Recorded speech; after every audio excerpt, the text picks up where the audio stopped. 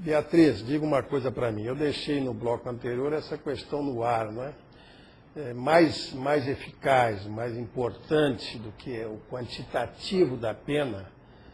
E as pessoas, eu vou até fazer um parênteses, as pessoas não sabem que a pena individualizada é um cálculo completamente diferente do que aquela que está na lei. Mas enfim, vamos deixar por enquanto esse negócio lá.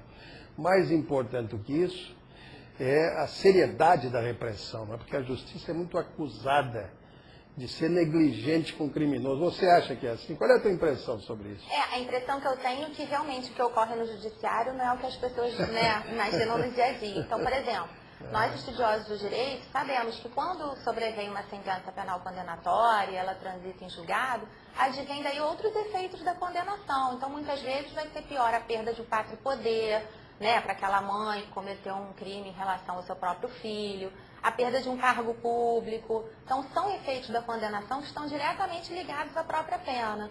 E a imposição da pena em si fica complicada, porque a nossa lei de execuções penais é muito boa. A lei, se fosse aplicada na íntegra, é excelente. O problema maior são os locais, né, devido ao aumento da criminalidade. Isso é uma série de circunstâncias, né? Inclusive o apoio material que o governo eventualmente possa dar para os estabelecimentos penais, né? Isso. Até isso, né? Então fica na dependência de uma série de fatores que não são apenas do judiciário, né? Exatamente. Agora, dizer que o sistema não funciona, pura e simplesmente, eu acho que há um grande exagero nisso aí. Você não acha, né? Acho, com certeza. Na verdade, é todo um aparato judicial, né, para aplicar aquela pena, para agir no dia a dia, para cada vez mais ficar séria a aplicação dessa pena, e o leigo sempre achando que ainda assim é pouco. É pouco, não para o leigo isso aí, tudo é muito pouco. Melhor é fritar o réu. Né?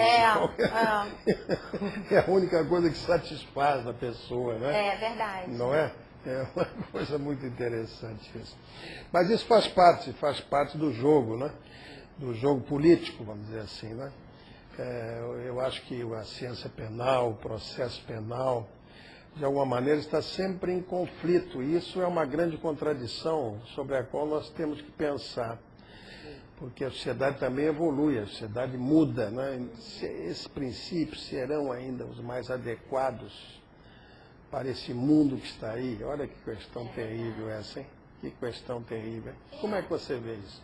Por exemplo, com o avançar do tempo, nós vemos hoje crimes muito sérios ligados à informática e não temos ainda disposição, né, expressa na lei específica para esses crimes. Nós temos que nos valer de outros tipos penais para aplicar sanção penal para isso.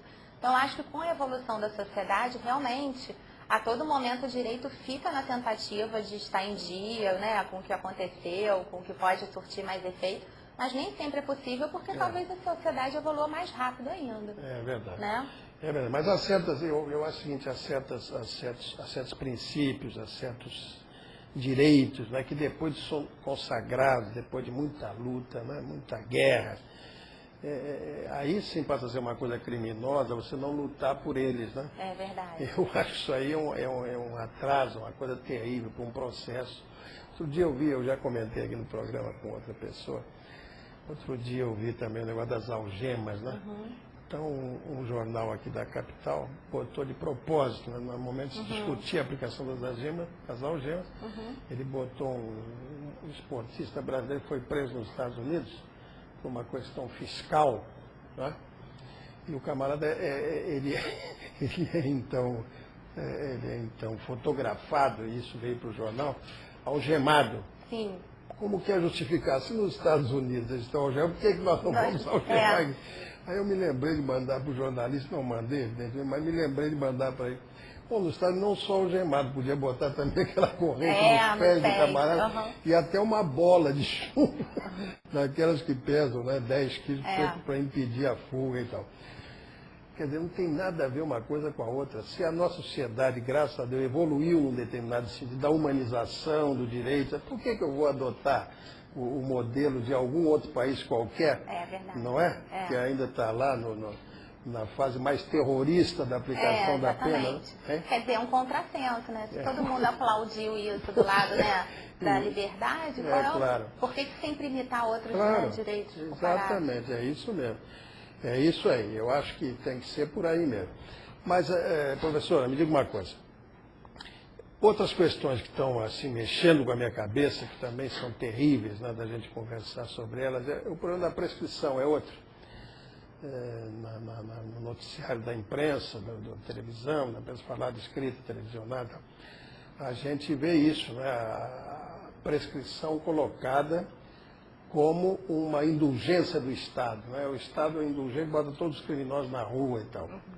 Como é que você, que é uma técnica, vê esse problema da prescrição? Acontece o seguinte, primeiro, os policiais não são preparados, não têm número suficiente para fazer a investigação, depois chega na esfera processual também, acaba o processo demorando. Então, eu vejo alguns casos na prática de inquérito policial que ficou parado na delegacia por anos, não em decorrência aí da inércia da autoridade policial, mas muitas vezes porque não tem como fazer aquela investigação mais célere mesmo.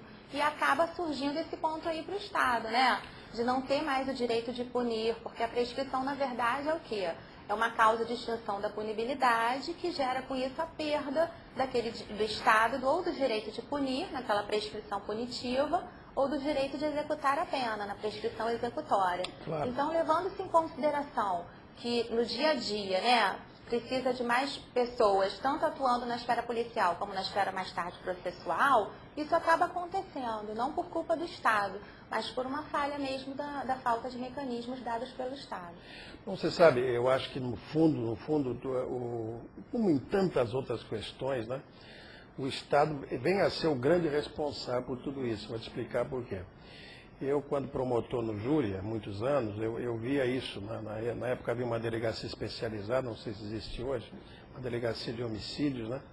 Então aqueles inquéritos iam e voltavam, aquele prazo de 30 dias, e ia se protelando até chegar à prescrição, que no caso é a maior de todas, a prescrição vintenária. Bom, mas por que o policial fazia isso? Porque se tratava de um crime daqueles chamados crimes de execução, né? Aqueles crimes de execução, às vezes até coletiva, né? E nessas hipóteses, todos nós sabemos que é muito difícil identificar o responsável. Sim. Muito difícil identificar o responsável. Eu pergunto a você, como é que a gente vai resolver esse impasse, né? Vai processar quem? Se não tem a identificação, não está. Então, isso é um risco que todos nós temos que correr. Nós vamos continuar conversando com a professora Beatriz no próximo bloco sobre problemas ligados ao direito penal e, mais especificamente, a ciência do processo. Daqui a pouquinho.